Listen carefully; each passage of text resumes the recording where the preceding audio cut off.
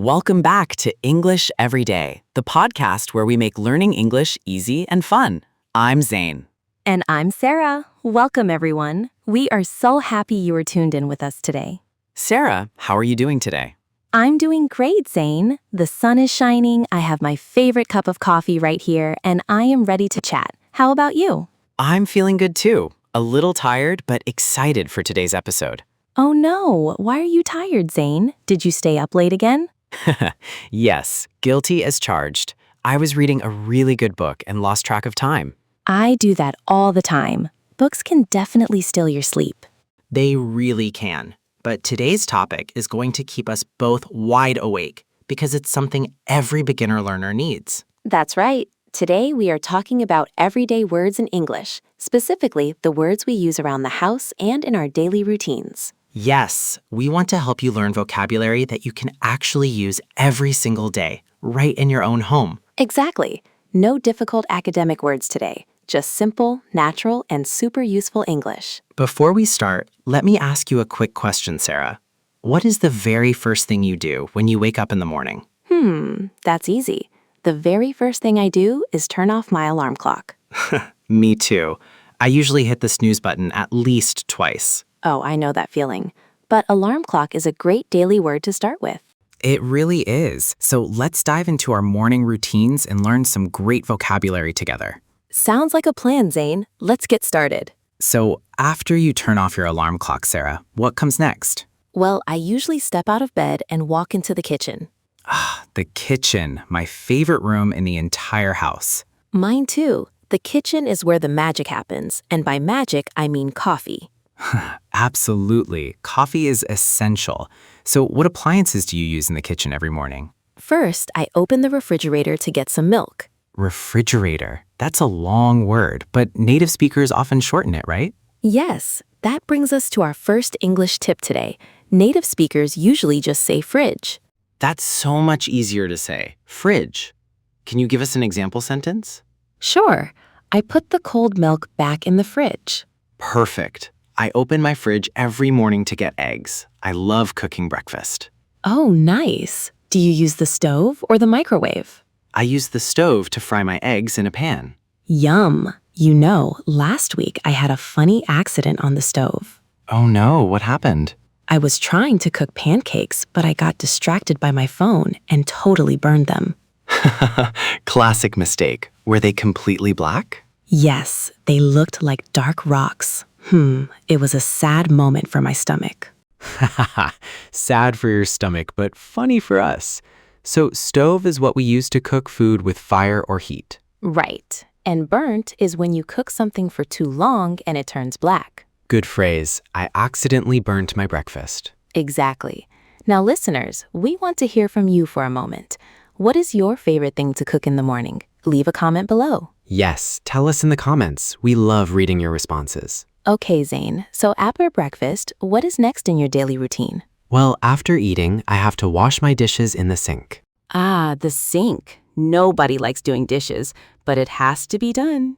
True, but here's a great spoken English phrase for doing dishes. We often say, do the dishes, instead of wash the dishes. Yes, that sounds very natural. Can you help me do the dishes? Exactly. And after doing the dishes, I head to the bathroom to get ready for work. Okay, let's talk about bathroom vocabulary. What do you use there? First, I brush my teeth using a toothbrush and toothpaste. Good words. Toothbrush is the tool and toothpaste is the cream you put on it. Right, and then I wash my face with water and a small towel. Towel is another essential word. You use a towel to dry yourself after washing. Yes, I dried my face with a soft towel. Let me share a quick story about towels, Zane. Go ahead. When I was traveling last year, I stayed at a small hotel and I forgot to bring a towel. Oh no, what did you do? I had to wait in the bathroom for 20 minutes until my friend brought me one. It was so cold. That sounds terrible and funny at the same time. It was. So remember, always pack a towel when you travel. Good advice. Now, let's talk about getting dressed. What do we call the place where we keep our clothes? We call it a closet or a wardrobe. Yes, in American English, people usually say closet. In British English, wardrobe is common. That's a great distinction. Today we can stick with closet. Great. I opened my closet to pick out my shirt for the day. Nice sentence. Now, let's look at a quick grammar point here. Ooh, grammar time. Keep it simple, Sarah. Don't worry, it's very easy. Notice how we use the preposition in for rooms, but on for surfaces. Ah, yes. Can you give us some examples? Sure. I am in the kitchen. The food is in the fridge. And for surfaces? The cup is on the table. The keys are on the counter. Ah, that is super helpful. In for inside a space, on for sitting on top of something. You got it. Simple and useful. Let's talk about another room in the house where people spend a lot of time, the living room. Oh, the living room is for relaxing. What furniture do we find there? First, the comfortable seat we sit on, the couch or sofa. Couch and sofa mean the same thing. I love lying on the couch after a long workday. Me too. And in front of the couch, there is usually a coffee table. Right, and across from the couch, most people have a television or TV. TV is much more common in everyday speech than television. Definitely. Let's turn on the TV and watch a movie. What do you like to do on weekends in your living room, Sarah? I love sitting on the couch, drinking tea, and reading a nice book. What about you? I like inviting friends over to play video games or watch sports on the TV. That sounds like fun. It really is. Now here's a question for our listeners. Yes. Dear listeners, what is your favorite room in your home and why? Is it the cozy bedroom, the living room, or the kitchen like us? Tell us. We can't wait to hear your answers. Now, Sarah, let's talk about some daily actions or verbs we do around the house.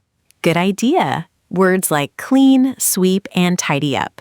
Ooh, tidy up is a fantastic phrasal verb. What does tidy up mean?